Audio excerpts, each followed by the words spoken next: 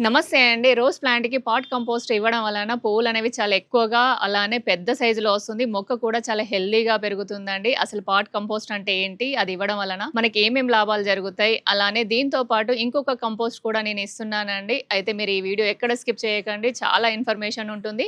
రాబోయేది మనకి rose season కాబట్టి మీరు ఈ కంపోస్ట్ అనేది ఖచ్చితంగా రోజ్ ప్లాంట్స్‌కి ఇవ్వాలి. పదండి మనం వీడియోలోకి వెళ్ళిపోదాం. ఈ కంపోస్ట్ అనేది మనకి ఫ్రీ ఆఫ్ కాస్ట్ అండి. మనం యూజ్ చేసి దాన్ని డస్ట్‌బిన్‌లో పడేస్తూ ఉంటాం. కానీ మన గార్డెన్‌లో చాలా ఎక్కువగా యూజ్ అవుతుంది. చాలా మంచి రిజల్ట్ కూడా ఉంటుంది. అయితే మనం ఈ కంపోస్టే కాదండి, మనం రోజ్ ప్లాంట్‌కనేవి కొన్ని జాగ్రత్తలు తీసుకోవాలి. అవేంటి అనేది ఇప్పుడు నేను చెప్తానండి. మనం ఎన్ని కంపోస్ట్‌లు ఇచ్చినా, ఏం చేసినా కూడా దానికి ప్రాపర్ ఎండ లేదనుకోండి, మనకి మీరు ఎన్ని కంపోస్ట్‌లు ఇచ్చినా కూడా దానికి ఫ్లవరింగ్ కానివ్వండి, గ్రోత్ కానివ్వండి ఉండదు.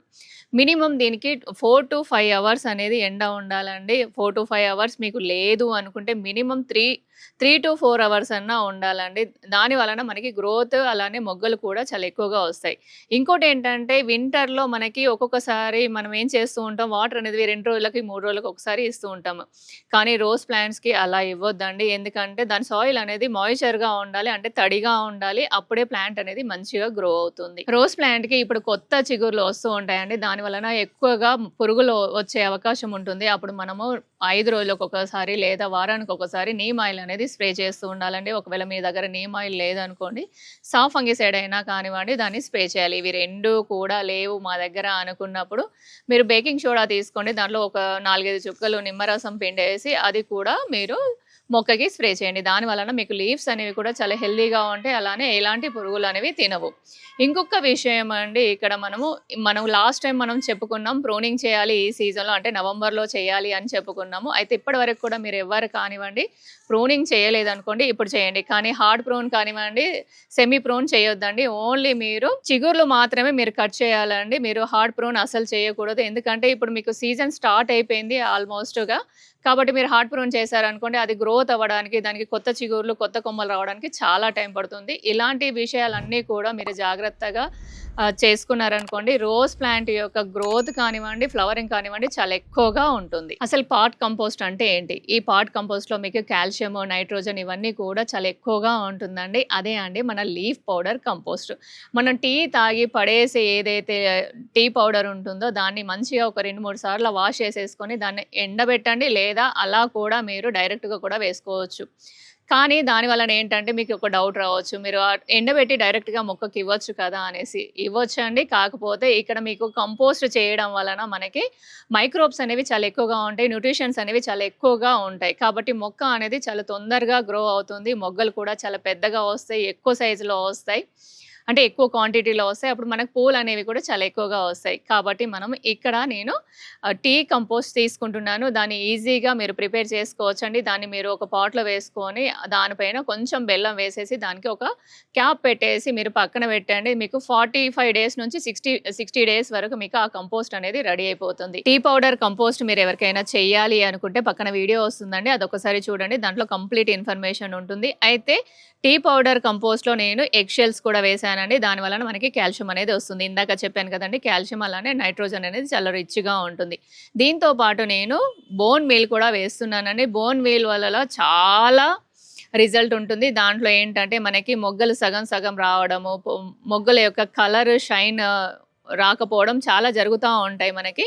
అలా కాకుండా బోన్ మీల్ అనేది దానికి యూజ్ అవుతుందండి. బోన్ మీల్ కూడా ఇక్కడ తీసుకుంటున్నాను. అయితే ఇవి 2 కూడా ఎంతెంత క్వాంటిటీ తీసుకోవాలి అనేది మీకు డౌట్ రావచ్చండి. 12 ఇంచెస్ పాట్‌కి మినిమమ్ టీ లీఫ్ పౌడర్ వచ్చేసి మనం ఒక గుప్పెడు తీసుకోవాలండి. సేమ్ అదే క్వాంటిటీలో మీరు బోన్ మీల్ కూడా తీసుకోవాలి. ఇవి 2 కూడా మీరేం చేయాలంటే మట్టిని లూజ్ చేసేసి ఆ పాట్ యొక్క చివర్లో వేయాలండి. కాకపోతే మీరు వాటరింగ్ అనేది మీరు కంపోస్ట్ ఇచ్చేటప్పుడు మీరు చెయ్యకండి. కంపోస్ట్ మనం ఏ కంపోస్ట్ ఇచ్చినా కూడా మనము వాటరింగ్ అనేది చేయాల్సి ఉంటుంది. కాబట్టి మీరు కంపోస్ట్ ఇచ్చాకే వాటరింగ్ అనేది చేయండి. ఇంతవరకి ఇది సరిపోతుందండి. మీరు పాట్ సైజ్‌ని బట్టి మీరు క్వాంటిటీ అనేది పెంచుకోండి. కానీ ఇది ఎన్ని రోజులకు ఒకసారి ఇవ్వాలి. మీరు 15 రోజులకు ఒకసారి దీన్ని రిపీట్ చేయొచ్చండి. ఎందుకంటే రోజ్ ప్లాంట్ అనేది చాలా ఫుడ్డీ ప్లాంట్, అంటే బాగా తిండిపోతండి. కాబట్టి మీరు ఇది 15 రోజులకు ఒకసారి రిపీట్ చేయొచ్చు. అయితే కంపోస్ట్ చేయడం మనకు లేట్ అవుతుంది. టీ పౌడర్ తీసి దాన్ని ఎండబెట్టడం కూడా చాలా లేట్ అవుతుంది కదండీ! అయితే ఇంకా స్పీడ్‌గా రిజల్ట్ రావడానికి ఇక్కడ ఇంకొక టిప్ చెప్తున్నానండి మీకు. టీ పౌడర్ అంటే యూజ్ చేయని టీ పౌడర్ ఉంటుంది కదండీ! అది ఒక స్పూన్ తీసుకోండి. 2 లీటర్స్ వాటర్ తీసుకొని దాంట్లో మంచిగా బాయిల్ చేయండి. బాయిల్ చేసేసి మీరు మొక్కకి సాయిల్‌లో ఇవ్వండి. అలానే దాన్ని స్ప్రే కూడా చేయొచ్చు. దాని వలన మనకి గ్రోత్ అనేది చాలా స్పీడ్‌గా అవుతుంది.